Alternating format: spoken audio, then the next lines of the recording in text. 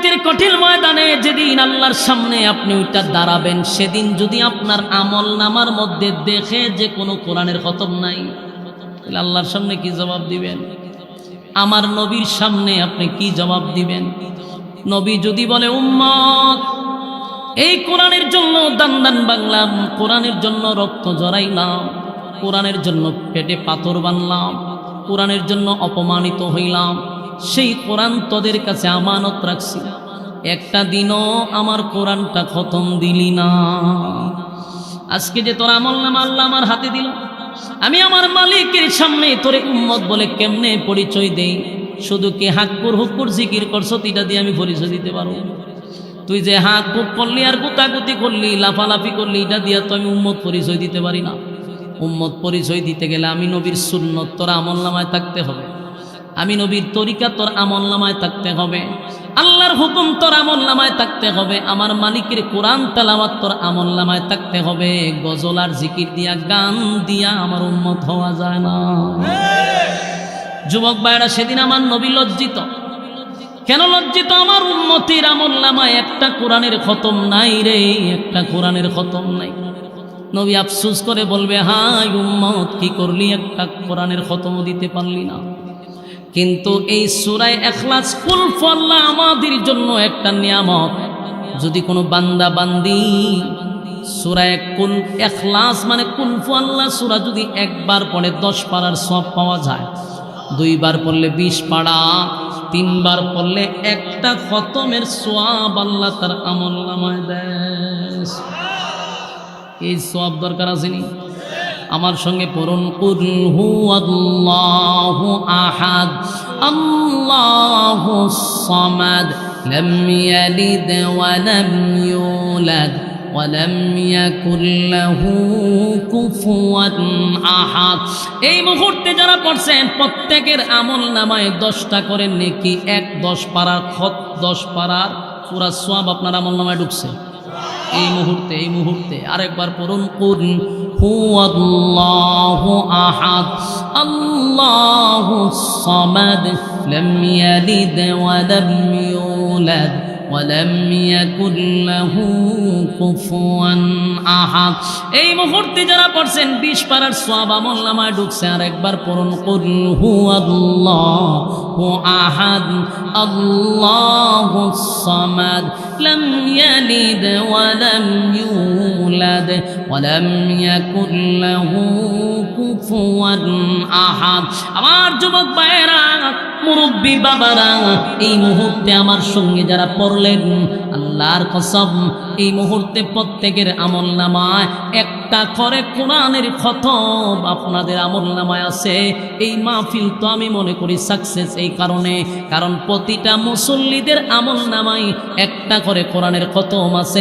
তখন এখানে যতক্ষণ আছে সব মানুষের আমলনামায় একটা খতম কোরআন আছে। সুবহানাল্লাহ। এতগুলা কোরআনের খতম আমরা দোয়া করি, সবগুলা কোরআনের খতমের সব নবীর রওজা আল্লাহ পৌঁছায়া দাও। এমন এই এলাকার প্রত্যেকটা মুর্দা গানের কবরে সব পৌঁছায়া দাও, আমিন। আমার যুবক ভাইরা, এই সূরা ইখলাস যদি প্রতিদিন 3 বার পড়ে এক খতম সওয়াব, 365 দিনে 365টা খতম। মরার আগ পর্যন্ত যদি আমি পড়তে থাকি, যেদিন আপনি মারা যাবেন হাসরের মাঠে আপনার আমলনামা তোলা হবে, সেদিন দেখবে শুধু কোরআনের খতম আর খতম। সুবহানাল্লাহ। আমার নবী সেদিন আনন্দে বুকটা ভরে যাবে উম্মতের প্রতি। উম্মতের আমলনামায় এতগুলা কোরআনের খতম। যুবক ভাইরা আমার, বলুন তো দেখি, 3 বার পড়তে কি 1 ঘন্টা লাগে? 3 বার পড়তে 1 মিনিটও সময় লাগে না, কিন্তু পড়তে আমরা রাজি হই না। এই 3 বার পড়লে খতম, এখানেই শেষ না। আল্লাহ নবী বলেন, 10 বার যদি কেউ পড়ে তার আমলনামায় এত সওয়াব দেওয়া হয়, আল্লাহ খুশি হইয়া জান্নাতে তার জন্য বালাখানা তৈরি করা হয়। সুবহানাল্লাহ। এখানেই শেষ নয় গো যুবক ভাইরা, কেউ যদি সূরা ইখলাসের আমল করে, আমল হইল প্রতিদিন যদি পড়তেই থাকে, আমার আল্লাহ তার সম্মান আর মর্যাদা বাড়ায়া দিবে। রাসূল আরবি সাল্লাল্লাহু আলাইহি সাল্লাম যখন দাওয়াত দিতেছে 3 দলায় বাধা দিছে। বাধাটা কি? এনাদের সিস্টেমগুলা কি সুন্দর করে গুছায় আনে। প্রথম কথা হইল, যে আমরা তোমার জন্মের আগ থেকে ধর্ম প্রচার করতেছি, আমরা দাওয়াত দিতেছি, তুমি কেন নতুন করে ধর্ম প্রচার করবা? তুমি কেন কালেমার দাওয়াত দিবা? হেরা যে দিতেছে এটার কোনো সমস্যা নেই, এরা বাতিল ধর্ম প্রচার করতেছে, সমস্যা নেই। আল্লাহ রসুল যখন কালেমার দাওয়াত দিই 3 দলায় বাধা দিছে। প্রথম দিক দিয়া তারা অফার টফার দিছে, রাসূলদের বিভিন্ন লোভনীয় অফার দিছে, যে মাঝখানে ফাটল সৃষ্টি করার দরকার নাই, আমরা শুধু টাকা লাগে টাকা দিমু, বাড়ি চান বাড়ি দিমু, গাড়ি চান গাড়ি দিমু, রাজত্ব চান রাজত্ব দিমু, নারী ছেলে নারী দিমু, যা চাইবেন সবই দিমু, কিন্তু দাওয়াত দিয়েন না। তো রাসূলকে কি আর কিনা সম্ভব? সব নেতারে কিনা যায়? কিনা সম্ভব না। রাসূল এদের অফার প্রত্যাখ্যান করলেন। তারা কোনোভাবেই যখন রাসূলের সাথে পারল না, শেষে তারা সব মক্কার নেতা ফেতা লইয়া রাসূলের কাছে সরজমিনে আসছে। সরজমিনে আইসা তারা রাসূলের কাছে বলা বলি করতে লাগলো যে আপনার জন্মের আগ থেকে আমরা আপনার জন্মের আগ থেকে ধর্ম প্রচার করি, আপনি নতুন করে এইটা প্রচার করার কি দরকার? 2 নম্বর হলো, আপনি যেই আল্লাহর দাওয়াত দেন আমরা তো সেই আল্লাহরই দাওয়াত দিই। কথাটা এখানে বুঝার আছে। বলুন, এরা কি আল্লাহর দাওয়াত দেয়? এরা কি বলতেছে? আপনি যেই আল্লাহর দাওয়াত দেন আমরা তো সেই আল্লাহরই দাওয়াত দিই। তাহলে অনর্থক কেন আপনি ধর্ম প্রচার কইরা সমাজের মধ্যে ফাটল সৃষ্টি করতেছেন, বংশে বংশে মাইল লাগাইতেছেন? কেন? তো আসলে এদের কথা অনুযায়ী বোঝা যায় আল্লাহর নবী যেই আল্লাহর দাওয়াত দেয় এরাও কয় সেই আল্লাহরই দাওয়াত দেয়। তো দ্বন্দ্ব থাকার কথা না। আল্লাহ যদি একজন হয় তাহলে মাঝখানে তো দ্বন্দ্ব করার দরকার নেই। কিন্তু রাসূল তাদেরকে বলল যে আপনারা যেই আল্লাহকে আল্লাহ বলে ডাকেন, আপনাদের আল্লাহ বলা আর মুমিনের আল্লাহ বলার মধ্যে উল্লেখযোগ্য বেশ কম আছে। খালি বেশ কম না, মাঝখানে বহুত বড় বেশ কম আছে। আপনার গ্রামও হিন্দু আসেনি? আমার গ্রামও আছে। এরাও আপনারা মাঝে মধ্যে বালাপুরা জিগাইলে কি কয় জানেন? উপর আল্লাহ বালা রাখছে। যেন আমি প্রায় সময় রাস্তাত পাইলে জিগায়, দাদা কি অবস্থা? কয় হ্যাঁ উপর আল্লাহ ভালো রাখছে। উনতে একদিন যে উপর আল্লাহ কিতা কই যে তোমরা আল্লাহ আমরা আল্লাহ তো একু, এইভাবে বোঝায় আমার আল্লাহ তো একু। আমি বলতাম দাদা কারণ আল্লাহ আপনারও এক আমারও একটা, মাঝখান দিয়ে আপনারা হিন্দু মুসলিম করে মাঝখান দিয়ে দ্বন্দ্ব করে, আপনি দিলেন কি ভিন্দা রাখছেন, আমি দিয়ে লম্বা ভাঞ্জি ভিন্দা রাখছি, 2টা বেশ কম করে খুলি হয় নাতি। এতটা বোঝার দরকার নাকি? যাও পুরানো যাবার যাও। হ্যাঁ আমি সেবদা ধরছি, লড়তাকতেন নাম। কারণ 1500 বছর আগেও রাসূলের কাছে এই কথাটাই কইছিল যে আপনি যেই আল্লাহর দাওয়াত দেন আমরা সেই আল্লাহর দাওয়াত দিই। আর আপনারা হন আমি জিগাইলাম আপনি কেমন আছেন, আপনি আমার উপরে তো দেখান, তো উপরে তো আমরা আল্লাহই আল্লাহরে বলতেছেন। একই আল্লাহ, উপর আল্লাহ তো একজন, উপর আল্লাহ একজন, এটা বিশ্বাস করে এরা। কিন্তু বেশ কমটা কোথায়? এই বেশ কমটা রাসূল এদেরকেও বলছিল। আর এখন আপনি মিলাই দেখবেন সেম ব্যবধান নেই। আল্লাহ রাসূলও তাদেরকে বলল আপনারা যেই আল্লাহর দাওয়াত দেন আমিও সেই আল্লাহর দাওয়াত দিই, কিন্তু আল্লাহ বলার মধ্যে বেশ কম আছে। বেশ কমটা হইল আমরা যেই আল্লাহকে আল্লাহ বলি, আমাদের ইয়াকিন আর বিশ্বাস হলো আমাদের আল্লাহ একজন। আমরা দি সব করে বলিছে আমরা আল্লাহ কয় যাও। আমরার ইয়াকিন বিশ্বাস আমাদের মালিক এক, অদ্বিতীয়। এটার মধ্যে কোনো বেজাল আছে? কোনো বেজাল নেই। আমাদের আল্লাহ বলাটার মধ্যে কোনো বেজাল নেই। আমরা একজন বলে বিশ্বাস করি। কিন্তু হিন্দুরা আল্লাহকে আল্লাহ বলে ঠিক, এটা বাস্তব কথা। আল্লাহর আল্লাহই কয়। আমি নিজেও কথা বলছি, ও বারবার উপর উজু দেখায় উপর আল্লাহ। কিন্তু ঘটনাটা হইল এরারও আপনি বসায় জিজ্ঞাসা করবেন, এরা আল্লাহকে আল্লাহ বলে ঠিক কিন্তু এক অদ্বিতীয় হিসাবে বিশ্বাস করে না। এরা একজন বিশ্বাস করে না, আল্লাহকে আল্লাহ বলে ঠিক কিন্তু একজন বলে বিশ্বাস করে না।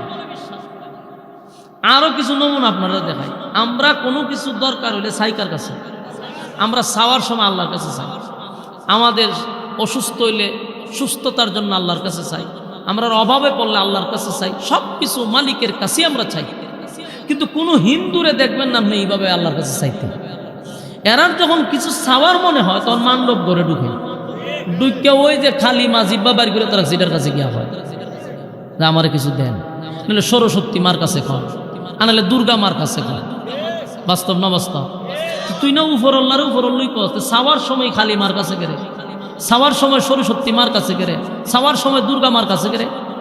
ওই যে রাসূল বলছিল আপনাদের আল্লাহ বলা আর আমাদের আল্লাহ বলার মধ্যে উল্লেখযোগ্য বেশ কম, এই হিন্দুদের মধ্যে আর আমাদের মধ্যে বেশ কম রইল এটা। এরা আল্লাহরে এমনি ফরমালিং হিসাবে মানে, ওই জন্যই সূরার নাম হইছে ইখলাস, খাঁটি। কারণ এরার আল্লাহ বলাটা হইল ফরমালিং, আমাদের আল্লাহ বলা হইল খাঁটি। সূরার নামও রাখছে খাঁটি। এরা চাওয়ার সময় আল্লাহর কাছে চাইতে, এরা মান্ডব ঘরে ঢুকবো, মান্ডব ঘরে ঢুকিয়া নিজের হাতে যেটি বানাইছে, হাসা দিয়া যেটি লাঠি ঢুকাইছে, ইডির কাছে গেছে বইতে, এইখানে দেখুন বইয়ে চাই বইটির কাছে। বলুন আমরা কি কোনো বস্তুর কাছে চাই, কোনো সৃষ্টির কাছে চাই? আমরা স্রষ্টার কাছে চাই, আমরা সৃষ্টির কাছে চাই না। এরা সৃষ্টির কাছে চায়, স্রষ্টারে বিশ্বাস করে যে স্রষ্টা একজন আছে, কিন্তু একজন বইলে বিশ্বাস করে না, উপরল্লাহ আছে কিন্তু একজন না, সাথী সঙ্গী হইল গিয়া নিজের হাতে যেগুলো বানাইছে, নিজের হাতে যেগুলো বানাইছে এটি আল্লাহর সাথী সঙ্গী মনে করে, আল্লাহর সহযোগিতা মনে করে। এই জন্য এদের সাথে আমাদের কোনোদিনও মিলবে না। এই বলাই ওই হারে ধরে লইয়ান, আমার ধরে লইয়ান, আমি যে কইলাম যে বেজালটা করবো, ওইখানে বাসি বাজার চিন্তা করছেন? এরা হচ্ছে খাট একটা পাইছে গলা, এটা লই এখন কতবার ছবি তুলবার, ফেসবুকে সারবো, ভাড়ানাতে পত্রিকা ছাপাই দিত যে একটা খাট লাগাইছি গলা। ভলান্টিয়ারের দায়িত্ব কি এইটি জানে না। এই ভলান্টিয়ার এই ফোলাফানগুলার একটু দৌড়াই দেওয়ান জানা। হ্যাঁ, মাঝখানটা যদি কেউ কথা হয় তখন মনোযোগ জায়গা আর বক্তার কথা ও গুছালো হয়ে যায়, কোনো সময় গুছালো হয় না। হয়ে এখানে এরপরও বাঁশি বাজাইতে আছে। এগুলো ভলান্টিয়ারের কাজ। এখন শুনেন কথাগুলি, মনোযোগ দেন। আর মনোযোগ কেমনে দিতেন? মাঝখানটা বামা ঢুকাই দেয়। তো এদেরকে আল্লাহ রাব্বুল আলামিন বা আমাদের আল্লাহ বলা, এদের আল্লাহ বলার মধ্যে বেশ কমটা এই জায়গায় যে আমরা এক অদ্বিতীয় হিসাবে বিশ্বাস করি। আমরা এটা বিশ্বাস করি যে আমাদের দেনেওয়ালা একমাত্র আল্লাহ, আর এরা মনে করে দেনেওয়ালা কালী মা, সরস্বতী মা, দুর্গা মা, আরো মা আছে, আর মার অভাব না। তো চাওয়ার ক্ষেত্রে চাইতে হবে আল্লাহর কাছে। যদি কোনো সৃষ্টির কাছে আপনি চান তাহলে আপনার আল্লাহ বলাটা খাঁটি না, আল্লাহ বলার মধ্যে ভেজাল আছে। এই হিন্দুদের মধ্যে আরেকটা দলের মিল পাই আমি, আরেকটা দলের মিল আছে। এরা আবার নিজেরা হিন্দু দাবি করে না, খ্রিস্টানও দাবি করে না, বুদ্ধ দাবি করে না, এরা মুসলমান দাবি করে। কিন্তু এদের মধ্যে আর হিন্দুদের মধ্যে একটা মিল হইল, হেরা চায় মার কাছে আর এরা চায় বাবার কাছে। এই মা আর বাবার মধ্যে বেমিলটা আর কিছু না, একবার পুরা মিল। হেরা মার কাছে চায় আর এরা বাবার কাছে চায়। তো দুটার আকীদা তরিকা তো এক, খালি মা আর বাবার মধ্যে বেশ কম। আমরা চাই আল্লাহর কাছে, আর যারা বাবার কাছে চায় হেরার মধ্যে আর হিন্দুর মধ্যে কোনো বেশ কম নাই, কোনো বেশ কম নাই। এরা হইল মা পূজারি, এরা হইল বাপ পূজারি। দুটার স্থান এক জায়গায় হবে হাসরে। এটি যেমন চিরস্থায়ী জাহান্নামী, এটিও চিরস্থায়ী জাহান্নামী। আল্লাহকে আল্লাহ বলে যদি বিশ্বাস করো, বাবার কাছে চাষ করে, ল্যাংটার কাছে চাষ করে, জডার কাছে চাষ করে, তাহলে তুই আর খালিমার মধ্যে বেশ কম কোথা? এটিও তো ল্যাংটা খালি কাপড় ভরায় রাখছে। এই সমস্ত জায়গার থেকে ফিরে যতদিন না আসবেন, আল্লাহর কসম জান্নাতের আশা করা যাবে না। কারণ ক্যান্সারের আনসার আছে, কিন্তু শিরিকের কোনো আনসার নেই। কেউ যদি শিরিক করে শেষ, জিন্দেগি বরবাদ। এই ক্যান্সার আর ভালো হবে না। যেন সব কিছুর মূলে হলো আমার ইমান। ইমান টিকায় রাখতে হবে। ইমান টিকায় রাখতে গিয়ে আমাদের এটা মাথায় রাখতে হবে যে আল্লাহ ছাড়া কারো কাছে আমার এই মাথাটা আমি নত করব না। এতে যদি আমি দেখি এক ফির আকাশে দা উড়ে যেতেছে গা, এটা কোনো কেরামতি না। আকাশে তো শয়তান উঠতে পারে, এটা কোনো কেরামতি না। কিন্তু আমি তার কাছে মাথা নত করবেন কেন? মাথা বানাইছে আল্লাহকে সেজদা দেওয়ার জন্য, নত করার জন্য আল্লাহর কাছে। বাবার কাছে, ল্যাংটার কাছে, জড়ার কাছে করে মাথা নত করতেন। এই সমস্ত শিরিক থেকে যতদিন মানুষ না বাঁচবে ততদিন তার ইবাদত বন্দেগী 4 পয়সার কোনো কাজে আসবে না। নামাজ পড়বে, তুই গিয়ে সেজদা দিলি, তো সব শেষ। শিরিক করে বসে রয়েছে, তো শিরিক যারা করে এরা আর কাফেরের মধ্যে তো কোনো পার্থক্য নাই, দুটোটাই তো মুশরিক, দুটোটাই তো জাহান্নামী, বেশ কম কোথায়। এই জন্য কথাগুলি অনেকের কাছে একেবারে বিষাক্ত লাগে না। আমি আমার মিশন লইয়া লামছি, এটা আমি চালাই জানা, আমি আমার জায়গার তেজাটা শুরু করছি, এটা আমি থামাতামি নাই। ইতা জ্বর তুফান কত কিছু আমার উপরে দেখেছে, আমি ড্যাম কেয়ার। আগে খেললা তোমরা ডর্জন হিসাব গোল খাইয়া গেছে, আর এখন কিতা, এখন আম্মাও নাই, ক্ষমতাও নাই, এখন সাবাবাজি করবা, সাবার দাঁত ফালা দিবি বাইরে। আম্মা থাক তুই খেলছস, আর আম্মা তো নাই। আগে তো তোরা আম্মার ফাওয়ারে চলছস, তোরা আম্মা থাকতি ফাওয়ার আমরা দিকে ছাড়ছস, আর এখন তো আম্মা নাই, ডাবল ফাওয়ার হয়। এইটা জানি না, ডাবল ফাওয়ার বাইরে ফিটের সামরা কেমন তুলন লাগে, এটা আমরা জানা আছে। আগে তো জামাত শিবির কইছস, এখন ডাইরেক্ট জামাত কো শিবির কো, কোনো অসুবিধা নাই। জামাত এবং শিবিরের লোকে আমরা, অসুবিধা নাই। কেমনে কুবা শামসুর মতো কুবাইতে হয় তা জানা আছে। এখন আমরা রূপ দেখবে বালা করে, অতদিন তো দেখাই পারছি, দেখবে এখন কত প্রকার রূপ কি। এই জন্য আমার মিশন একটাই, শিরিক করা যাবে না, বেদাত করা যাবে না, আল্লাহ ছাড়া কারো কাছে মাথা নত করা যাবে না। কথা কি ক্লিয়ার? না কোনো বেজাল উজাল আছে? বেজাল নেই। তো আল্লাহ রাব্বুল আলামিন একত্ববাদী খুদার দাওয়াত রাসূল যখন দেওয়া শুরু করছে, এই লোকগুলা আইসা রাসূলকে বুঝাইতেছে, আপনার আল্লাহ যে আল্লাহর দাওয়াত দেন, আমরা তো সেই আল্লাহর দাওয়াতই দিই, মাঝখানে কেড়ে আপনি দূরত্ব সৃষ্টি করতেছেন। রাসূল বলল, আপনাদের আল্লাহ বলার আমাদের আল্লাহ বলার মধ্যে বেশ কম আছে। তারা যখন কোনোভাবেই রাসূলের সাথে যুক্তি তর্ক করে পারল না, তখন তারা কয় আমরা কিছু প্রশ্ন আছে। 4টা প্রশ্ন করছে। কয়টা? 4টা প্রশ্ন করছে। ঠিক আছে, আপনার আল্লাহর আপনার আল্লাহ যেহেতু এক না, তাহলে আমরা আপনার কাছে প্রথম প্রশ্ন জানতে চাই, আপনার আল্লাহ টোটাল কতজন? ওই 3 দল প্রশ্ন করে রাসূল রে যে আপনার আল্লাহ টোটাল কতজন, কারণ এরা তো এক আল্লাহ সন্তুষ্ট না। এই জন্য নবীরে জিজ্ঞাসা আপনার আল্লাহ কয়জন। এটা হলো তাদের প্রথম প্রশ্ন, আপনার আল্লাহ কতজন।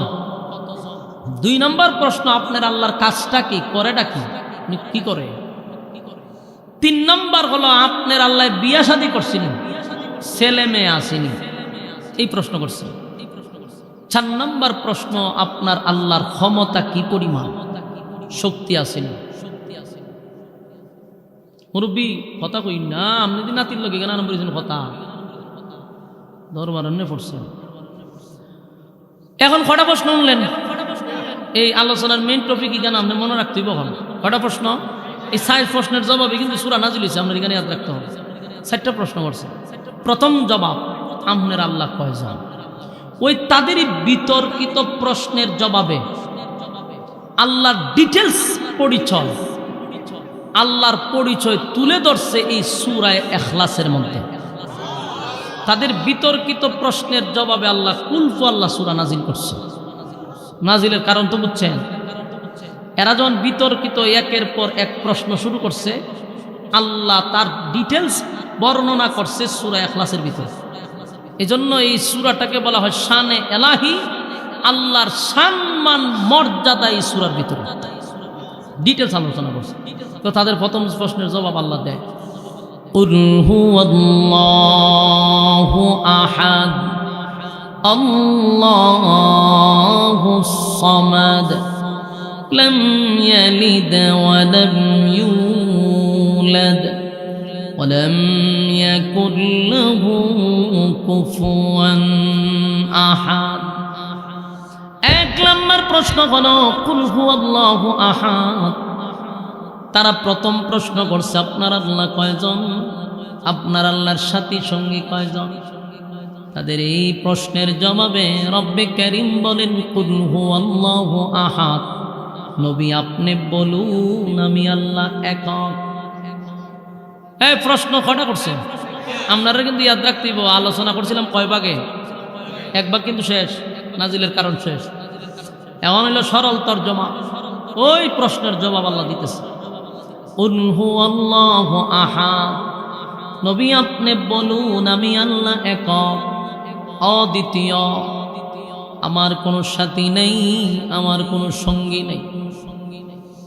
আল্লাহ এক, অদ্বিতীয়, মালিকের সাথী নাই, সঙ্গী নাই, কোনো ইলাহ নাই। স্পষ্ট রব্বে কারীম সূরা ইখলাসের মধ্যে বিষয়টা একদম ক্লিয়ার করছে। আমি আল্লাহ একক, অদ্বিতীয়, আমার কোনো সাথী নাই, আমার কোনো সঙ্গী নাই। 2 নাম্বার প্রশ্ন হলো, আপনার আল্লাহ করে কি? আপনার আল্লাহর কাজ কি? আল্লাহ বলেন আল্লাহুস সামাদ। আমি অমুকাফিকি, আমি কারো উপর ডিপেন্ড করি না, আমি কারো উপর নির্ভর না। কুল কায়নাত কার উপরে নির্ভর? আল্লাহ রাব্বুল আলামিন বলেন, আমি মানুষকে রিজিক দেই, মানুষ আমার উপরে ডিপেন্ড করে, আমি কারো উপর ডিপেন্ড করি না। 2 নাম্বার প্রশ্ন তাদেরকে দিয়া দিল। 3 নাম্বার প্রশ্ন হলো, আপনার আল্লাহ বিয়া শাদী করছে, ছেলে মেয়ে আসেনি? এই প্রশ্ন করারও কারণ আছে। ইয়াহুদিরা মনে করে আর খুদা হইল, খ্রিস্টানরা মনে করে খুদা 3 জন, খুদাতে 3 জন মনে করে। এর মধ্যে আল্লাহ একজন, মরিয়ম হইল আল্লাহর বউ, আর ঈসা হইল আল্লাহর ছেলে। নাউজুবিল্লাহ। এইল খ্রিস্টানদের আকীদা, এরা 3 খুদায় বিশ্বাসী। এই জন্য ইয়াহুদিরা প্রশ্ন করছে, খ্রিস্টানরা প্রশ্ন করলো, আপনার আল্লাহ কতজন?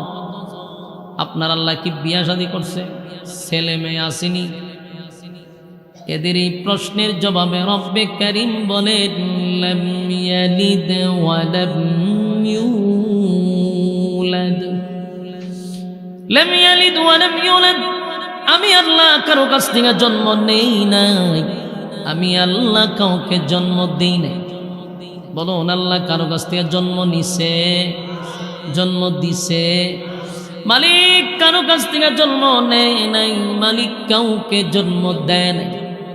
তাহলে তাদের 3 নাম্বার প্রশ্ন ছিল, আপনার আল্লাহর ছেলে মেয়ে আসেনি? রব্বে কারীম বলেন, লাম ইয়ালিদ ওয়া লাম ইউলাদ, আমি আল্লাহ কারো কাছ থেকে জন্ম নেই নাই গো, আমি কাউকে জন্ম দেই নাই।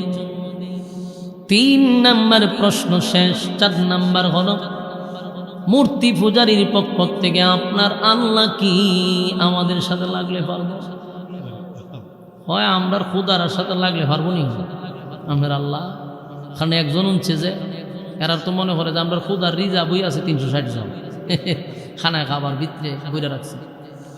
আর এছাড়া রিজার্ভের বাহিরে তারও খুদা আছে, ওই যে বট গাছ আপনার বাড়ি, এবারে তুলসী গাছ, আরো অনেক। তো এরা নবীরে প্রশ্ন করে, আপনার আল্লাহ পারবো নি? এদের এই জবাবে রব্বে কারীম বলেন, ওয়ালাম ইয়াকুল লাহু কুফুয়ান আহাদ, আমার সমতুল্য, আমার সমকক্ষ কেউ নাই, কেউ নাই। এই যারা প্রশ্ন করছে মূর্তি পূজারীরা, আপনার আল্লাহ আমাদের সঙ্গে লাগলে পারবো নি, শক্তি কি পরিমাণ আছে? ঠিক এই প্রশ্নটা ইব্রাহিম খলিলুল্লাহকে নমরুদে করছিল। একই প্রশ্ন নমরুদ করছে 1000 বছর আগে। এরাও মূর্তি পূজারী ছিল। মূর্তি পূজারীদের এই প্রশ্ন নমরুদও করছিল। ইব্রাহিম খলিলুল্লাহরে বলতো, ইব্রাহিম রে, তোমার মালিককে আমি নমরুদের সঙ্গে লাগলে পারবো? নাউজুবিল্লাহ। ইব্রাহিম খলিলুল্লাহ বলছিল, মালিক সে কত বড় নাফরমান, কত বড় খম্বক, আপনার জমিনে তাইকা আপনার নিয়ামত গ্রহণ কইরা তারে আপনি গোটা পৃথিবীর বাদশা বানাইলেন। আজকে সে আপনাকেই বলে আপনি লাগলে নাকি তার সাথে পারবেন না? কত বড় মাথা মোটা নমরুদ। ইব্রাহিম খলিলুল্লাহ বারবার তারে নসিহত করে, নমরুদ রে, সীমা লঙ্ঘন করিস না, বেশি বাড়িস না, বেশি বাড়লে কিন্তু তুই আবার ধ্বংস হবি।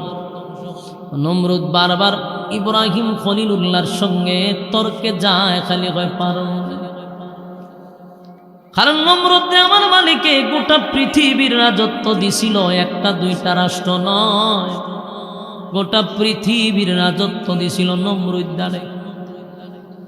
এত পাওয়ার নমরুদ রে দিছিল, পাওয়ার পাইয়া নমরুদ বারবার আল্লাহর সঙ্গে যুদ্ধ করতে চায়। একবার তো তীর মারছে উপরে, আল্লাহ ফেরেশতাদেরকে দিয়া তীরের মধ্যে রক্ত লাগাইয়া দিছে। দেহের কলিজা ঠান্ডা হোক, রক্ত দেখে এখন ডিজে গানের আয়োজন শুরু করছে। দেখছো নি ইব্রাহিমের আল্লাহরে মাইরা বানাইছে।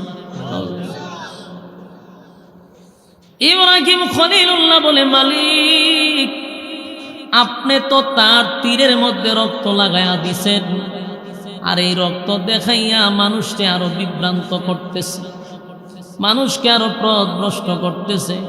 মানুষের কাছে গিয়া কয় ইব্রাহিমের আল্লাহরে মাইরা লাইছে। আল্লাহ তার একটা ব্যবস্থা আপনি করেন, কিন্তু মালিকের তো মায়া দয়া বেশি, তাই নমরুদ রে খালি ছাড় দেয়। নমরুদ সীমা লঙ্ঘন করছে, ইব্রাহিম খলিলুল্লাহরে পর্যন্ত আগুনে নিক্ষেপ করছে, চরম পর্যায়ের বেয়াদবি করছে, গাউরামি করছে, তেরামি করছে। তারপর আল্লাহ তারে ছাড় দিছে। কিন্তু একটা সময় নমরুদ বারবার ইব্রাহিম রে বলে, ইব্রাহিম রে বলো না তোমার আল্লাহ আমার সঙ্গে যুদ্ধ করবনি। চিন্তা করেন, নিজের বিপদ নিজে ডেকে আনবে। ইব্রাহিম খলিলুল্লাহ বলেন, আমার মালিকের সাথে যুদ্ধ করার ক্ষমতা তোর কিভাবে থাকবে? নমরুদ রে বেশি বাড়িস না, খালি বুঝাইতো, নমরুদ সীমা লঙ্ঘন করিস না। আমার মালিক যদি চায় তাহলে তোরে ধ্বংস করে দিবে, কিন্তু তোর প্রতি আমার মালিকের দয়া মায়া আছে। কিন্তু নমরুদ তো শুনে না। নমরুদ কয় আমি প্রস্তুত, আমার বাহিনী আছে। নমরুদে কয় আমার 50 কিলোমিটার এরিয়া নিয়ে বাহিনী দাঁড় করাবো, বলো না তোমার মালিক আমার সঙ্গে যুদ্ধ করবনি। ইব্রাহিম খলিলুল্লাহ বলে, মালিক গো আপনি তারে মায়া দয়া দিয়ে এমন বারানি বানাইছেন, এখন সে ওপেন আপনার সঙ্গে যুদ্ধ করার জন্য ঘোষণা দেয়, মানুষে বিভ্রান্ত করে। আল্লাহ মানুষ বিভ্রান্ত হচ্ছে, তার একটা ব্যবস্থা আপনি করেন। একটা পর্যায়ে আল্লাহ বলেন, ইব্রাহিম ঠিক আছে, তারে বলো সে যেন প্রস্তুত থাকে। আল্লাহ বলে, ইব্রাহিম খলিলুল্লাহ বলেন, এ নমরুদ তুই তোর বাহিনী লইয়া প্রস্তুত থাক। ইব্রাহিম খলিলুল্লাহ বলার সাথে সাথে নমরুদ দাও কত বড় মাথা মোটা, সেও তার বাহিনী গুলারে রেডি করছে আল্লাহর সাথে যুদ্ধ করতে।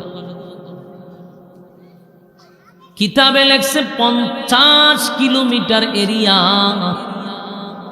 কি বুঝেন 50 কিলোমিটার এরিয়া? বাড়ির ধারে এখান থেকে বাউনবাড়ি আর থেকে আরো বেশি। ইসুরা এরিয়াটা নিয়ে শুধু বাহিনী আর বাহিনী। কারণ নমরুদ একটা দেশের বাদশা ছিল না, গোটা পৃথিবীর বাদশা ছিল, তাই সব জায়গা থেকে বাহিনী এক জায়গায় জড়ো করছে, সব বাহিনী এক জায়গায় জড়ো করছে, সবগুলা লোহার পোশাক পরিধান করা, অস্ত্র নিয়া দাঁড়ায় আছে আল্লাহর সঙ্গে যুদ্ধ করব। ইব্রাহিম খলিলুল্লাহ বলে, মালিক কত বড় নাফরমান, চিন্তা করেন সে প্রস্তুত আপনার সঙ্গে যুদ্ধ করতে। আল্লাহ কয় অসুবিধা নাই, এ সীমা লঙ্ঘন করছে, এমন এর সাইজ করা দরকার। 50 কিলোমিটার এরিয়া লইয়া যখন বাহিনী নিয়া নমরুদ দাঁড়াইছে আল্লাহর কাছে, নমরুদ বারবার ইব্রাহিমের কাছে কয়, ইব্রাহিম তোমার আল্লাহর বাহিনী কেন আসে না? বলুন তো এই বাহিনী মারতে আমার মালিকের কি কামান বিমান লাগবো, যুদ্ধ বিমান লাগবো? কিন্তু এত অস্ত্র নিয়ে দাঁড়ায় আছে, লোহার পোশাক পরিধান করে দাঁড়ায় আছে, অহংকারের সাথে তাকব্বুরের সাথে দাঁড়ায় আছে। ইব্রাহিমকে বারবার বলে, বাহিনী কই? আল্লাহ বলে, ইব্রাহিম তারে বলো উপরের দিকে তাকানোর জন্য। নমরুদ উপরে তাকায়া দেখে কালো দুয়ার মতো সা সা করে নিচের দিকে নামতেছে। নমরুদে বলে, তোমার আল্লাহ কি বৃষ্টি দিবে নাকি? ইব্রাহিম কয় না, বৃষ্টি দিবে না। তাহলে এটা কি আসতেছে বলে টের পাইবি, সময় তো টের পাইবি।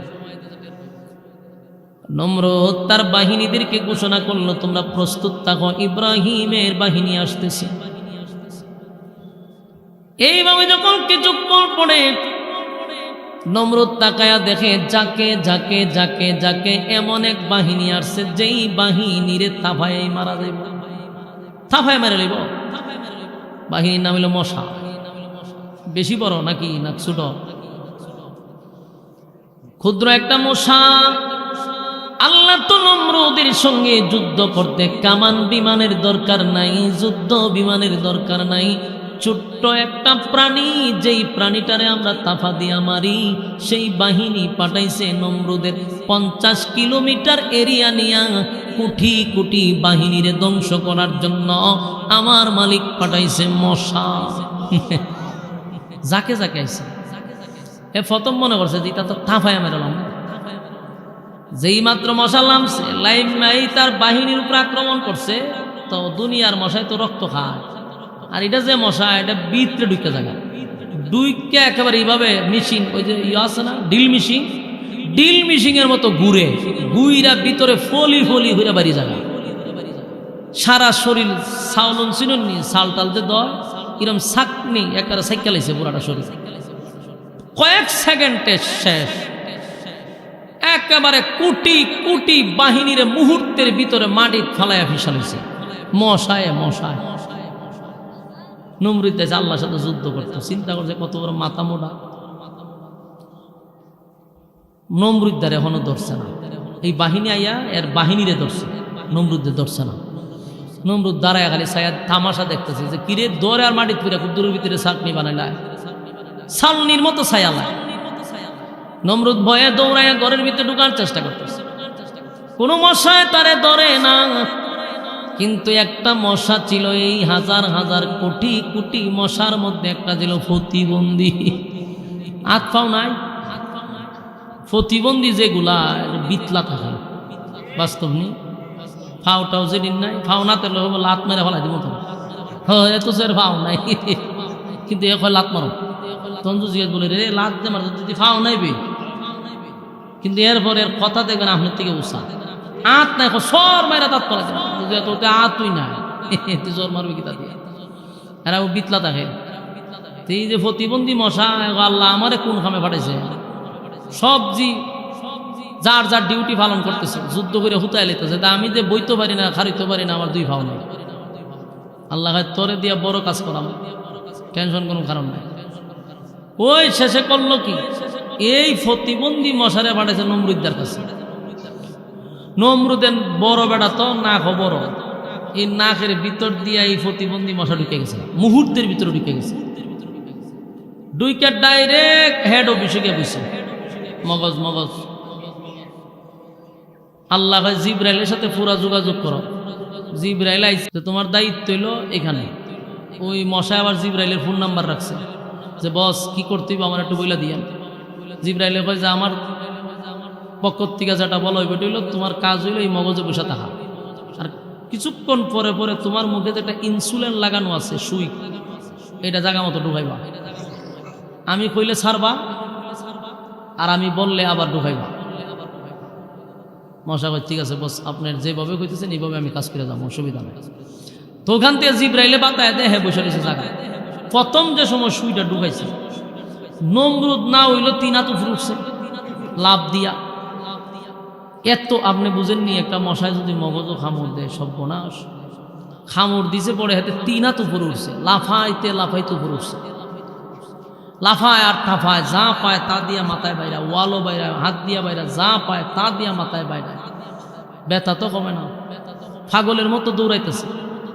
অন্য কোনো মশা তারা ধরছে না, দৌড়ে লাফায় মাথার বাইরে, কোনো কামা নেই। এরপরে সামনে বেজে একটা জুতাটা মারছে বাড়ি, জুতাটা বাড়ি দিতেই জিব্রাইলও তারে ফোন দিছে যে রে সুই বাইর কর। সুই বাইর করছে, ব্যথাটা একটু কমছে। নমরুদে চিন্তা করলো ওয়ালও বাইরিলাম, হাত দিয়া তা পাইলাম, লাড়ি দিয়া বাইরিলাম, কোনো কাম হইল না, জুতার বাড়িয়ে ব্যথা কমে আলো গা। নিশ্চয়ই জুতার মধ্যে কোনো ওষুধ আছে। এখন জুতা দেহে আর চিন্তা করে যে ঘটনাটা কি। আবার কতক্ষণ বইয়ের মশায় আবার মগজের ভিতরে সুই ঢুকাইছে, তো জুতাটা বাড়ি দিল, বেতা ছেড়ে দিল। এখন জিব্রাইল কই দিল তোর দায়িত্ব, জুতাটা বাড়ি দিব, ছেড়ে দিব। শুরু হয়েছে এই ডিউটি অনেক দিন পর্যন্ত। আপনারই কোন একটা মানুষ তার কপালে কতক্ষণ জুতাটা বাইরে নিয়ে যায়, বাইরিতে বাইরিতে তার হাতটা তো ব্যথা দিলিছে। শেষে চিন্তা হলো যে একা একা জুতাটা বাইরে নি সম্ভব না, একটা চাকরি কেউরে দেওয়া দরকার। নিয়োগ দিছে যে জুতাটা বাইরিব মাসে এত 1000 টাকা বেতন। পালা খামিছে না আপনারা বুঝেননি কথা। একজন গোটা পৃথিবীর বাদশাহ, এটা আমরা শেখ হাসিনার বাদশাহী না, বাংলাদেশের রাজত্ব না, গোটা পৃথিবীর বাদশাহ ছিল নমরুদ। হেরে জুতাটা বাইরেনি সাধারণ কথা। তখন এইরকম একটা জালেমরে যদি আপনি চাকরি পান, আপনি কি টেকার চিন্তা করবেন? কথা হয় না? মনে হয় আমরা বাংলাদেশের ওই যে মুরগি চূড়া সারিয়ার কবি, হেরে যদি কেউ কইতো যে এর জুতাটা বাইরে বেতন দেওয়া হইব, আমি বললাম আমি টেকা দিমু, আমার এখন আমি চাকরিটা করব, খালি এর জুতাটা বাইরিতে মনে। তিরম কিছু লোক আছে না যে জুতাটা বাইরে নির একটা শখ, যে এর মতো ব্যক্তির 2টা জুতাটা বাইরে দেওয়ার দরকার। ইসলামের দুশ্মন, নবীর দুশ্মন, এদেরকে জুতাটা বাইরে নিয়ে দরকার। তো এক বেচারা চাকরি লইছে, জি স্যার আমি আছি। তখন এর কাজ হইলো হতান পরে পরে জুতাটা বাড়ি দেওয়া। প্রথম তো শখে শখে বেরিয়েছে, কিন্তু একটা সময় তার শখ নাই। অন এবার জীবন নিয়ে করছে বিপদ। খানা খাইতে পারে না, জুতাটা বাড়ি দেয়। বাথরুমও যেতে পারে না, জুতাটা বাড়ি দেয়। কোনো ঘুমাইতে পারে না, জুতাটা বাড়ি দেয়। এখন ঘুম নাই, খানা নাই, কিচ্ছু নাই, খালি নমরুদ্দারে জুতাটা বাইরে না। চিন্তা করছেন নি এখন তার অবস্থা কোন জায়গায় আছে? খাইতে পারে না, ঘুমাইতে পারে না, বাথরুম করতে পারে না, পড়ছে মহামসিবত। এখন যদি আর চাকরি ছাইরেও দেয়, নমরুদ্দার গর্দান লয়ে যাবো। আর যদি চাকরি করে এমনি হে মরে যাবো, হেও সিদ্ধান্ত লই লিছে যে এমনও মরব হেমনও মরব, তোরে মাইরা মরম, অসুবিধা কি? তার নমরুদ্দার মারি লিব নিয়ত করে লিছে। সে সেই জুতার বদলা মুগুর লইছে, মুগুর। যা করে আল্লাহ, তোরে মাইরার পর আমি যাইতাম। জুতা যেখানে থাকতো এখানে মুগুর লিয়ে বইছে। যখন বলছে বাড়ি দে, একটা বাড়ি মারছে, একটা মাঝখান 2 ভাগ হয়ে গেছে, 2 ভাগ। এখন মশা ছায়া দিয়ে উঠে ছাদ নাই, এমন নোংরা পরিবেশ কি তেমন যা মশা হয়েছে সব বানাচ্ছে। এরকম নোংরা পরিবেশ কি আমি তাহার সম্ভব? জিব্রাইলে ফোন দিছে যে স্যার ছাদ তো নাই, তোমার চাকরি শেষ, তুমি ডাইরেক্ট চলে আসো। ওই প্রতিবন্ধী মশা তখন এই জায়গার থেকে বাইরে ভরে গেছে। আল্লাহ নমরুদ্দারের লাশ পরিণতি জুতাদা বাইরে শেষ করছে। কথা কন্যা দি, এটা করার কারণটা কি? পৃথিবীর সমস্ত জালেমদেরকে আল্লাহ বুঝাইয়া দিল, জালেমদের পরিণতি, শেষ পরিণতি ভালো হয় না। পৃথিবীতে যত জালেম আছে, প্রত্যেকটা জালেমের ব্যাপার আল্লাহ কসম করছে। সূরা বুরুজে আল্লাহ বলেন, আসসামাই যাতিল বুরুজ ওয়াল ইয়াউমিল মাউউদ ওয়া শাহিদিন ওয়া মাশহুদ। এই 4টা কসম। কটা কসম? ওয়াসসামাই যাতিল বুরুজ, নক্ষত্রের কসম, তারকার কসম। ওয়াল ইয়াউমিল মাউউদ, পরকালের কসম। ওয়া শাহিদিন ওয়া মাশহুদ, এখানে 2 কসম। ওয়া শাহিদিন ওয়া মাশহুদ। আল্লাহ কয় ইয়াউমুল জুমআ, ইয়াউমুল আরাফা, যেই দিনটা ঘুরে ঘুরে তোমাদের সামনে আসে সেই দিনের কসম। তাহলে 4টা কসম করে আল্লাহ কি কয়? কুতিলা আসহাবুল উখদুদ, জালেমদের প্রতি, গর্ত খননকারীর প্রতি আমি আল্লাহর অভিশাপ। জালেমদের প্রতি আল্লাহর কি অভিশাপ? কথা কইনা দি, জালেমদের প্রতি কি অভিশাপ? এটা ছোট জালেম হোক, বড় জালেম হোক, প্রতিটা জালেমের প্রতি আল্লাহ এমনি অভিশাপ দিয়ে রাখছে। জালেমদের শুধু জাহান্নামে নেওয়ার পরেই তাদেরকে মারধর করবে, তাদের শাস্তি হবে, বিষয়টা এমন না। প্রথম পর্যায়ে হলো দুনিয়াতে চরম পর্যায়ের বেজ্জতি আর লাঞ্ছিত কইরা আল্লাহ দুনিয়ার থেকে নিবে, এরপরে পরকালে ইচ্ছা মতো সাইজ করবে। বলুন জালেমদের শাস্তি কয় জায়গায়? আপনারা কি ওয়াজ শুনতেছে? মনোযোগ আছে আপনারা? বিরক্ত লাগতেছে? বিরক্ত লাগলে আমার সুবিধা, আমি ছেড়ে না দিতাম। আমিও কেড়ে অত্যন্ত দিলে আপনার সামনে ওয়াজ করতেছি, আমি নিজে তুমি যাইতেছি না যে হ্যাঁ আপনারা মনোযোগ নাই কেন? আমার কথা কয়ে লাভটা কি তা না? আপনারা আওয়াজে বোঝা যায় আপনারা ঠেকে বইরেছেন। না আপনারা আওয়াজ কমাইলে আমি আওয়াজ ছেড়ে দিব। এই বলুন, জালেমের শাস্তি কয় জায়গা? দুনিয়াতে চরম পর্যায়ের বেজ্জতি, লাঞ্ছনা, অপমান, অপমান কইরা জুতা দা ফিরাইয়া আর পর আল্লাহ দুনিয়াতে বিদায় করে। দুনিয়াতে যাওয়ার পরে তো শাস্তি আছে, কিন্তু আপনি ভাববেন না কাম কু কাম, দিনের কাম রাত্রের কাম কইরা বাচ্চা যাবেন গা, বলে মরার পরে না ফিরতো, বলে না আগে দুনিয়ার জুতা দা বাইরিব। কোন জালেম কি ইজ্জতের সাথে থাকতে পারছে? এই যে আমরা আম্মা গেছে কিছুদিন আগে, আম্মা কি ইজ্জতের সাথে দিতেছে? আম্মায় যদি নিচেতে যাইতো তেমনি বুঝতো বাংলাদেশে কি পরিমাণ জুতা আছে। জুতার কোম্পানি কেড়ে বাংলাদেশে এতগুলা করছে, এটা তো আম্মা বুঝতো। যদি নিচেতে যাইতো, আম্মা তো কাছে উফরে দিয়া এলে জুতাগুলা কোম্পানিতে রয়ে গেছে। কারণ আল্লাহ জালেমদেরকে চরম পর্যায়ের বেজ্জতি করবে, এটা তো আল্লাহ আগেই ঘোষণা দিছে যে এদের চরম পর্যায়ের আগের বেজ্জতি, তারপরে পরকালের শাস্তি। আল্লাহ কয় নমরুদরে আমি জুতাদা ফিরেছি, ফেরাউন রে আমি আল্লাহ নীল নদে সুবায়া মারছি। সুবায়া মারছে না? যারা ভানিতে আমরা সুবাইতে সুবাইতে, এটা আমরার বাসা, আপনার বাসা কয় ঠাউয়ানি, ঠাউয়ানি, ঠিক নেই? ঠাউয়াইছে রে ভানিত ফেলাই।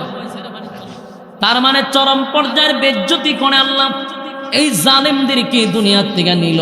নমরুদে আল্লাহর সঙ্গে যুদ্ধ করতে চায় রে। আমার আল্লাহ বলেন, ইব্রাহিম আমার সঙ্গে যুদ্ধ করার পরিণাম সে টের পাইব। এমন ভাবে নমরুদ টের পাইছে, শেষ পর্যন্ত জুতার বানিয়ে মাথা 2 ভাগ হইছে। ঠিক একই প্রশ্ন আল্লাহ নবীর জামানায় ওই মূর্তি পূজারীরাও বলছে, আপনার আল্লাহ কি আমাদের সঙ্গে যুদ্ধ করলে পারব? ওই ইয়াদ আছে না আপনার মূল আলোচনা? এই মূর্তি পূজারীরা নবীর কাছেও কয়, আপনার আল্লাহ যুদ্ধ করলে আমরা পারবো না। মানে এই কথা তো নমরুদা কইছি, কারণ সব মূর্তি পূজারীর ঘুরায় এক জায়গায়। এরাও একই প্রশ্ন করছে, আল্লাহ এটার জবাব দিছে, ওয়ালাম ইয়াকুল লাহু কুফুয়ান আহাদ। আল্লাহ রাব্বুল আলামিন বলেন, ওয়ালাম ইয়াকুল লাহু কুফুয়ান আহাদ, আমার সমতুল্য, আমার সমকক্ষ এই জমিনে, এই গ্রহ, এই কুল কায়নাতে আর কেউ নাই। আল্লাহর সমতুল্য কেউ আছে? সমকক্ষ কেউ আছে? তাহলে তারা প্রশ্ন করছে কয়টা? 4 প্রশ্নের প্রথম প্রশ্ন হলো কুল হুয়াল্লাহু আহাদ, আমি আল্লাহ এক অদ্বিতীয়। আল্লাহুস সামাদ, আমি অমুকাফিক্কি। লাম ইয়ালিদ ওয়া লাম ইউলাদ, আমি আল্লাহ কারো কাছ থেকে জন্ম নেই নাই, কাউকে জন্ম দেই নাই। ওয়া লাম ইয়াকুল লাহু কুফুয়ান আহাদ, আমার সমকক্ষ, আমার সমতুল্য কেউ নাই। এই 4 প্রশ্নের জবাব পাইছেন? এই হলো এই সূরার সরল তর্জমা। আপনারা শুনছেন, নাজিল কেন হইল এটাও শুনছেন। আমরা কয় ভাগে ভাগ করছি? কয় ভাগ শেষ হয়েছে? 2 ভাগ শেষ। এখন শেষ ভাগে হইল এর সংক্ষিপ্ত ফজিলত, মানে এই সূরাটার ফজিলতটা কিটা তো জানা দরকার। আমরা এই সূরাটা সবাই মুখস্থ, এখানে মোটামুটি অনেকেই হয়তোবা মুখস্থ পারেন, কিন্তু এই সূরার যে কি ফজিলত এটা অনেকে জানে না। শুনেন এই সূরার ফজিলত। সূরায়ে ইখলাস মানে কুল হু আল্লাহকে বলা হয় কোরআনের 3 ভাগের 1 ভাগ। 3 ভাগের 1 ভাগ বুঝেননি? মানে একবার পড়লে 10 পারা, 2 বার পড়লে 20 পারা, 3 বার পড়লে 1 খতম। সুবহান। সূরা ইখলাস এটার এত ফজিলত, যদি কোনো মানুষ একবার পড়ে তাহলে 10 পারার সওয়াব পায়। এইভাবে 3 বার পড়লে 1 খতম। কোরআন এমন একটা গ্রন্থ, যেই গ্রন্থ আমাদের মধ্যে, আমাদের নবীর মধ্যে আল্লাহ রাব্বুল আলামিন নাজিল করলো।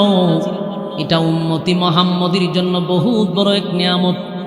এত বড় নিয়ামত আমরা পাইছি, কিন্তু যেদিন আমাদেরকে দুনিয়ার থেকে বিদায় হতে হবে, পরকালে আবার আল্লাহ দাঁড় করাবে, সেদিন আল্লাহ আমলনামা দেখবে, আর দেখবে গোটা আমলনামার মধ্যে একটা কোরআনের খতম নাই। এখানে সুবহানাল্লাহ না, ও এখানে নাউজুবিল্লাহ। আমরা আমলনামা খতম নাই, আমরা সুবহানাল্লাহ কইতে যাই। কোন তালের ওয়াজ শুনতাছে? কথা কি মনোযোগ আছে? কত মনোযোগ নাই দিকে তো নাউজুবিল্লাহ সুবহানাল্লাহ। ঘটনা তো কেন ঘটছে? মনোযোগ কম, দিলের কান লাগায় শুনেন। এই যে সূরা ইখলাস, এটা আমাদের জন্য একটা নিয়ামত। কোরআন তো একটা জ্বলন্ত মুজিজা, আর উম্মতি মুহাম্মদীর জন্য কোরআন আমাদের বড় সবচেয়ে বড় নিয়ামত। এত বড় নিয়ামত পাওয়ার পরও এই যে প্যান্ডেলে আপনারা বসছেন, এখানে অসংখ্য মানুষ আছে যা জীবনেও এক খতম কোরআন পড়ে নাই, আছে না? সূরা ফাতিহা থেকে নিয়ে সূরা নাস পর্যন্ত দেখে দেখে কোরআন খতম করতে পারে না এমন অসংখ্য লোক আছে। কিন্তু হাসরের মাঠে যদি আল্লাহ জিজ্ঞাসা করে, বান্দারে আদম নবীরে কোরআন দেই নাই, নূহ পয়গম্বরকে কোরআন দেই নাই, আমি মুসা নবীরে কোরআন দেই নাই, ইব্রাহিম খলিলুল্লাহরে কোরআন দেই নাই, ঈসা রূহুল্লাহকে কোরআন দেই নাই, কোরআন আমি দিলাম তোদের মধ্যে। আর এত বড় নিয়ামত পাইয়া আমার কোরআন একবারও তুই দেখে দেখে কোরআনটা খতম করার ক্ষমতা পাইলি না, সময় পাইলি না, ব্যস্ততার কারণে কমপ্লিট কোরআন খতম দিতে পারলি না। তোর মতো দুর্ভাগ্য, তোর মতো হতভাগা কে হতে পারে? সেদিন আল্লাহর সামনে আপনি কি জবাব দিবেন?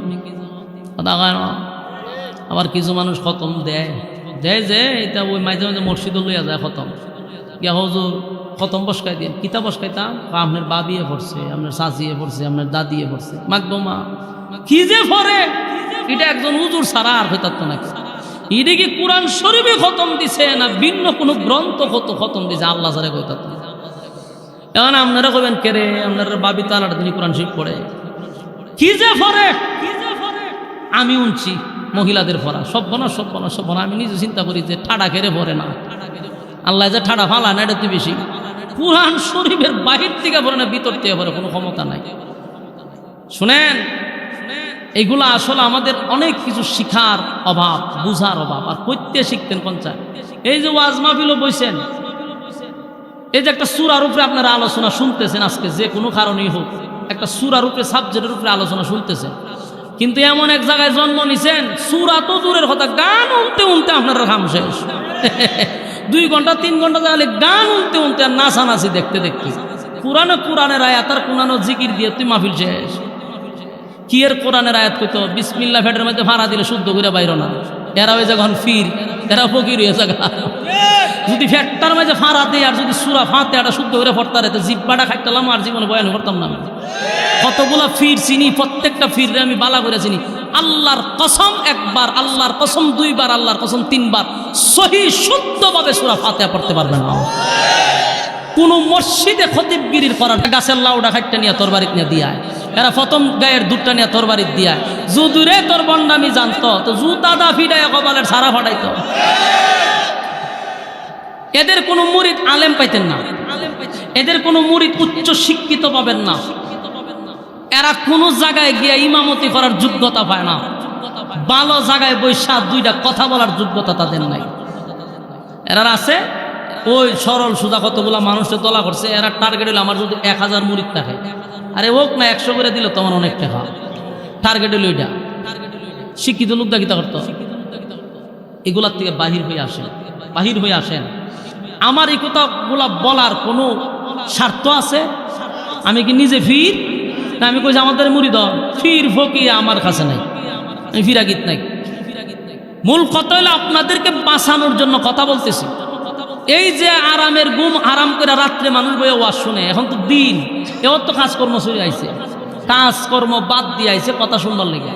আয়া যদি কাল্পনিক গল্প আর নাচা নাচের হুক্কুর হাক্কুর কল্পনা বয়সে ইতা গো ইথা উনবার লেগে বসেননি কেন? ইটা উনবার লেগে এই সমস্ত মানুষের সময় অপচয়, ব্যস্ত মানুষের দোকান পাট সব বাদ দিয়ে আইছে ওয়াজ শুনতো, এ কল্পনা বয়সের ওয়াজ শোনায়, এর হাত কুইনা কুত্তায় পর্যন্ত দৌড় মারছে। এগুলার থেকে বাইরে আসা দরকার। এই সূরা ইখলাস আমাদের জন্য একটা নিয়ামত। কোরআন আল্লাহ নাজিল করছে এটা পড়ার জন্য, এটা আলমারির মধ্যে সাজায় তোয়ার জন্য না, এটা সাজায় তো রাখে। ও রমজানের সময় এটার বাইর করে বাহিরে দুলাবালু মুচ্ছে একটা সুমা দেয় দিয়া 2-1 দিন তো আবার নিয়ে সুন্দর করে বাইস করে তো রাখে। কোরআন কি প্যাকেট করে তোয়ার জিনিস না পড়ার জিনিস? মুমিন তোমাকে সবচেয়ে বড় নিয়ামত দিছে কোরআন। এই কোরআন বন্দি করে রাখান না, এটা পড়ার। আমরা মহিলারা পড়ে, আমাদের বাপ চাচারা পড়ে, পড়া শুনলে মনে হয় বইয়া মাথাটা ফাটা দিতাম বাইরে। কিথা যে পড়ে, প্রতিটা অক্ষরের উচ্চারণ আছে, প্রতিটা অক্ষরের উচ্চারণ আছে। আপনারা বাচ্চারা দেখবেন মাদ্রাসাত পড়ে, আমাদের নুরানি ক্লাসে বাচ্চারা পড়ে, এদের পড়া শুনলেন, প্রতিটা অক্ষরের এরা উচ্চারণগুলো শিখে আগে। আপনি যে নামাজ পড়েন, নামাজ ভঙ্গের কারণ আছে 19টা। যখন নামাজ ভাঙ্গে কয় কারণে? 19 কারণে। এর প্রথম নাম্বার কারণটাই হলো নামাজ অশুদ্ধ পড়া। আপনার নামাজ যদি শুদ্ধ না, সূরা ফাতিহা শুদ্ধ না, তা আপনি ফিরাকি করবেন কোন সময়? আগে নামাজ ঠিক করো, এরপরে ফিরাকি করবেন। নামাজই তো হয় না। নামাজ ভঙ্গের কারণ যদি 19টা হয়, প্রথমত কোরআন সহি শুদ্ধ না, তেলাওয়াত সহি না, তাহলে নামাজ হলো কেমনি? যার পিছনে নামাজ হয় না, একই উম্মতের রাহবার হতে পারে? এত জাহান্নাম নিবার আপনার রাহবার হইতে পারে। আল্লাহ আমাদের সমস্ত ফিতনাত থেকে হেফাজত করো। এই সূরা ইখলাস মানে কুল ফল্লাটা আমাদের জন্য নিয়ামত। নিয়ামত করে জানেননি? কারণ যারা কোরআন দেখিয়া খতম করতে পারছে না, এদের জন্য একটা সুযোগ আছে। আমার যুবক ভাইয়েরা, মুরব্বী বাবারা, এই মুহূর্তে আমার সঙ্গে যারা পড়লেন, আল্লাহর কসম, এই মুহূর্তে প্রত্যেকের আমলনামায় একটা করে কোরআনের খতম আপনাদের আমলনামায় আছে। এই মাহফিল তো আমি মনে করি সাকসেস এই কারণে, কারণ প্রতিটা মুসল্লিদের আমলনামায় একটা করে কোরআনের খতম আছে। তখন এখানে যতক্ষণ আছে সব মানুষের আমলনামায় একটা খতম কোরআন আছে। সুবহানাল্লাহ। এতগুলা কোরআনের খতম আমরা দোয়া করি, সবগুলা কোরআনের খতমের সব নবীর রওজা আল্লাহ পৌঁছায়া দাও। এমন এই এলাকার প্রত্যেকটা মুর্দা গানের কবরে সব পৌঁছায়া দাও, আমিন। আমার যুবক ভাইরা, এই সূরা ইখলাস যদি প্রতিদিন 3বার পড়ে এক খতম সওয়াব, 365 দিনে 365টা খতম। মরার আগ পর্যন্ত যদি আমি পড়তে থাকি, যেদিন আপনি মারা যাবেন, হাসরের মাঠে আপনার আমলনামা তোলা হবে, সেদিন দেখবে শুধু কোরআনের খতম আর খতম। সুবহানাল্লাহ। আমার নবী সেদিন আনন্দে বুকটা ভরে যাবে উম্মতের প্রতি। উম্মতের আমলনামায় এতগুলা কোরআনের খতম। যুবক ভাইরা আমার, বলুন তো দেখি, 3বার পড়তে কি 1 ঘন্টা লাগে? 3বার পড়তে 1 মিনিটও সময় লাগে না, কিন্তু পড়তে আমরা রাজি হই না। এই 3বার পড়লে খতম, এখানেই শেষ না। আল্লাহ নবী বলেন, 10 বার যদি কেউ পড়ে, তার আমলনামায় এত সওয়াব দেওয়া হয়, আল্লাহ খুশি হইয়া জান্নাতে তার জন্য বালাখানা তৈরি করা হয়। সুবহানাল্লাহ। এখানেই শেষ নয় গো যুবক ভাইরা, কেউ যদি সূরা ইখলাসের আমল করে, আমল হইল প্রতিদিন যদি পড়তেই থাকে, আমার আল্লাহ তার সম্মান আর মর্যাদা বাড়ায়া দিবে। সুবহানাল্লাহ। জানি কেমন সম্মান বাড়াবে? আমি আপনাদেরকে বলি, হাবিবে কিবরিয়া নবী মুহাম্মদুর রাসূলুল্লাহ সাল্লাল্লাহু আলাইহি ওয়াসাল্লাম, নবীজি আমার যুদ্ধের ময়দানে গেলেন নিজে সেনাপতি হইয়া। নবীজি যুদ্ধের ময়দানে গেল যুদ্ধ করার জন্য। মদিনার থেকে বহুদূর চলে গেলেন পয়গম্বর মরুভূমির মধ্যে। হঠাৎ করে জিবরাইল আল্লাহর নবীর সামনে আসলো। নবীজি তাকায়া দেখে আকাশটা মেঘাচ্ছন্ন হয়ে গেছে। আল্লাহর নবী বলে, জিবরাইল, এখন দেখলাম প্রচন্ড রুদ্র। মুহূর্তের ভিতরেই কেন অন্ধকার হয়ে গেল? মুহূর্তের ভিতরেই কেন আকাশটা মেঘাচ্ছন্ন হয়ে গেল? কেন রে অন্ধকার হয়ে গেল? জিবরাইল বলে, হুজুর, আমি একা আসি নাই গো, আমার সঙ্গে 1,40,000 ফেরেশতা দুনিয়াতে এই মুহূর্তে অবতরণ করছে। এই মুহূর্তে 1,40,000 ফেরেশতা পদার্পণ করছে। পয়গম্বর বলে, কেন রে যুদ্ধের ময়দানে এতগুলা ফেরেশতা আসলো? বলে, নবী গো, আপনার একজন সাহাবী দুনিয়ার থেকে বিদায় হয়ে গেছে, তার জানাজা আল্লাহ বলছে আপনাকে পড়াইতে হবে। নবীজি বলে, কে মারা গেল? বলে, মুআবিয়া ইবনে মুআবিয়া দুনিয়ার থেকে বিদায় হয়ে গেছে। আল্লাহর নবী বলেন, মুআবিয়া কই আর আমি কই? মুআবিয়া আর আমার মধ্যে 100 কিলোমিটার দূরত্ব। আমি কই আর মুআবিয়া কই? কেমনে রে আমি জানাজা পড়াবো? এখন যদি জানাজা পড়াইতে যাই, তাহলে আমাকে 100 কিলোমিটার দৌড়াইয়া মদিনার দ্বার প্রান্তে গিয়া সেখানে তাদেরকে নিয়ে জানাজা পড়াইতে হবে। আল্লাহর নবী বলেন, এটা কি সম্ভব? আল্লাহর নবীকে জিবরাইল বলেন, পয়গম্বর, আল্লাহর অর্ডার হলো আপনি জানাজা পড়াবেন, তাই আপনাকে এখানে দাঁড়াইয়াই জানাজা পড়াইতে হবে। যে মারা গেছে যুদ্ধের ময়দান থেকে 100 কিলোমিটার দূরত্ব, কিন্তু আল্লাহর হুকুম হলো আপনি এখানে দাঁড়ায় জানাজা পড়াবেন। তাই 1,40,000 ফেরেশতা আমি পাঠাইছি। নবীজি জানাজার জন্য প্রস্তুতি নিলেন। যেই মাত্র জানাজার জন্য প্রস্তুতি নিলেন, নবী তাকায়া দেখে মুআবিয়া ইবনে মুআবিয়ার লাশ নবীর সামনে দেখা যায়। আল্লাহর নবী জানাজা পড়াইল। প্রথম কাতারে 70,000 ফেরেশতা দাঁড়াইল, দ্বিতীয় কাতারে 70,000 ফেরেশতা দাঁড়াইছে। নবীজির জানাজার মাধ্যমে মুআবিয়া ইবনে মুআবিয়ার জানাজা কমপ্লিট হলো। নবীজি আশ্চর্য হয়ে গেল, কি এমন সাহাবী, বাপরে বাপ, এতগুলা ফেরেশতা তার জানাজায় শরীক হইল। নবীজি আর কিছু বলেন নাই, চলে গেছে যুদ্ধের ময়দানে। যুদ্ধ শেষ করে নবীজি যখন মদিনায় চলে গেল, নবীজি বাড়িতে যায় নাই। সর্বপ্রথম মুআবিয়া ইবনে মুআবিয়ার বাড়িতে নবী গিয়া ঢুকলেন, আত্মীয় স্বজনদেরকে ডাকাইলেন। আল্লাহর নবী বলেন, তোমরা বলো গো, আমার মুআবিয়া কি এমন আমল করত? আমার মুআবিয়ার আমলটা কি ছিল? আমি নবী না জানা পর্যন্ত বাড়িতে যাব না। তারা বলল, হুজুর, গুরুত্বপূর্ণ কোনো আমল আমাদের চোখে পড়ে নাই।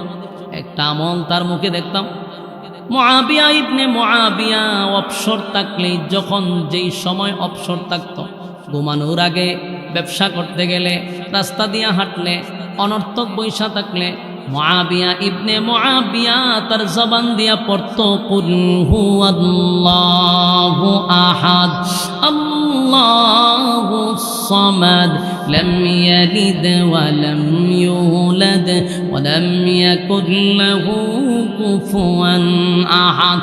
আমার যুবক ভাইয়েরা, সেদিন আল্লাহর নবী বলল, হায় রে, আমার মুআবিয়ার এত সম্মান আর এত মর্যাদা, এই সূরা ইখলাস কুল আল্লাহ পড়ার কারণে তার কত সম্মান। তার জানাজার মধ্যে ফেরেশতারা আয়া হাজির হয়। আমি নবীর আল্লাহ অর্ডার দেয় জানাজা পড়ানোর জন্য। আল্লাহর নবী সেদিন সাহাবায়ে কেরামদেরকে বলল, সাহাবীরা রে, সূরা ইখলাসের আমল ছাড়বি না। বলুন, সেই আল্লাহ আছে না নাই? সেই কোরআন আছে না নাই? আমাদের জবান আছে না নাই? আমাদের সময় আছে না নাই? যদি এখনো কোরআন পড়ি, এখনো কোরআন যদি পড়ি, আমার আল্লাহ আমাদেরকে সম্মান বাড়ায়া দিবে, আমাদেরকে ইজ্জত বাড়ায়া দিবে। প্রতিদিন কমপক্ষে 3 বার সূরা ইখলাস পড়বেন। এটা কারা কারা করতে রাজি? আব্দুল্লাহ দেখায়া দেই। লিল্লাহে তাকবীর, লিল্লাহে তাকবীর। কমপক্ষে আমরা 3 বার হইল পড়ব, বাকি 10 বার পড়লে আরো সব, 100 বার পড়লে আরো সব, কিন্তু একটা নিম্ন কয়বার? 3 বার। পারবো তো ইনশাআল্লাহ। আল্লাহ বলনেওয়ালাকে, শুননেওয়ালাকে আমল করার তৌফিক দান করুক। আমিন। সম্মানিত সুধী, আপনারা এখানে দুহরের সময়, এই ঠিক 3টা 2:30টার সময়, এত সময়ে যে আপনারা কাজকর্ম বাদ দিয়া গরমের মধ্যে এখানে বসে রয়েছেন, এটা বোঝা যায় আপনারা আল্লাহ প্রেমিক, রাসূল প্রেমিক, আলেম প্রেমিক, কোরআন প্রেমিক। এটা আজকের এখান থেকে প্রমাণ হয়। দিনের বেলা মানুষরে বাড়ি সালান দিয়ে পাওয়া যায়, সেখানে আপনারা বসছেন। আয়ের পরে আমার পরে আরো গুরুত্বপূর্ণ উলামায়ে কেরাম তশরিফ আনবেন, কথা বলবেন। আমি একটা দাওয়াত দিয়ে যাই, 8ই ফেব্রুয়ারি। বলুন, কয় ফেব্রুয়ারি? 8 ফেব্রুয়ারি সকাল 9টার থেকে নিয়ে মাগরিব পর্যন্ত আমার মাদ্রাসার মাহফিল। ইনশাআল্লাহ আপনারা দলে দলে যোগদান করবেন আশা করি। এবার আমরা রাত্রে নিব না, কারণ রাত্রে মানুষের জন্য কষ্ট হয়ে যায়। ওই সাতপুর থেকে মানুষ হয়, কুমিল্লার থেকে মানুষ হয়, এমনকি গত বছর রাজশাহীতেও মানুষ হয়েছে। এটা বক্তব্য ওয়াজও যায় রায়ে। তো এত দূর থেকে মানুষ হয়, রাত্রে ব্যাক করতে পারে না। এই জন্য আমরা রাত্রের প্রোগ্রাম টোটালি বাদ দিয়ে দিছি। সকাল থেকে ওই আসর থেকে মাগরিব পর্যন্ত বয়ান শেষ, মোনাজাত দিয়ে মাহফিলও শেষ। আপনারা দলে দলে যোগদান করবেন, এটা আমার পক্ষ থেকে আপনাদেরকে দাওয়াত। আপনাদের উপস্থিতি আমার জন্য অনেক দরকার। কথা ঠিক নেই? আপনাদের উপস্থিতিটা আমার জন্য দরকার। আপনারা সেখানে উপস্থিত থাকবেন। এবং মাদ্রাসা আলহামদুলিল্লাহ গেলে তো দেখবেনই, আপনাদের দুয়ার বরকতে এত বাধার পড়ে, যেখানে বলা হয়েছিল ইটকুলা লয়ে যাবো গা, এখানে 2টা বিল্ডিং দাঁড় করাইছে। আলহামদুলিল্লাহ এখন মাদ্রাসার ছাত্র প্রায় 100 জনের কাছাকাছি প্লাস চলবে। আমরা মাদ্রাসাও সম্পূর্ণ সিসি ক্যামেরা নিয়ন্ত্রণ করি। আমি এখানে বসে দেখি মাদ্রাসা কি করে না করে। আমি যদি দেশের বাহিরেও যাই, সেখান থেকে আমি দেখতে পারি। এই জন্য মাদ্রাসা সম্পূর্ণ সিসি ক্যামেরা নিয়ন্ত্রণ করছি এবং শিক্ষকও যে রাখছি ওই পিএসপি কোরআনের আলোতে যারা প্রতিযোগিতা দিছে এমন একজন হাফিজ সাহেব আমার এখানে ঢুকেছে। আমার কথা হলো পড়ালেখার কোনো মান যেন কমতি না হয়। বলছি বেতন লাগবে ডাবল দিব, ডাবল বেতন, কোনো কমাকমি নাই, কিন্তু পড়ালেখা হইতে হবে। এবং আপনার ছাত্রগুলো, আপনাদের সন্তানগুলো আমাদের কাছে আমানত, তাদের হক আমরা যেন নষ্ট না করি। এই জন্য ওইভাবেই পড়ালেখা চলতেছে। ইনশাআল্লাহ বিশ্বমানের হাফেজদের দ্বারা আমার এখানে মস্ক করা হয়। এই সিজনের পরের থেকে আরও দেখতে পারবেন, শুধু দোয়া করতে থাকেন। আল্লাহ তাআলা আপনাদের এই দোয়ার বরকতে মাদ্রাসার একটা পর্যায়ে যাইতেছে, দোয়া করবেন আল্লাহ যেন এর উন্নতি লাভ করে এবং তার জরুরত যেন গাইবি খাজানার থেকে পুরা করে। সবার কাছে দোয়া চেয়ে বিদায় নিচ্ছি। আসসালামু আলাইকুম ওয়া রাহমাতুল্লাহি ওয়া বারাকাতুহু।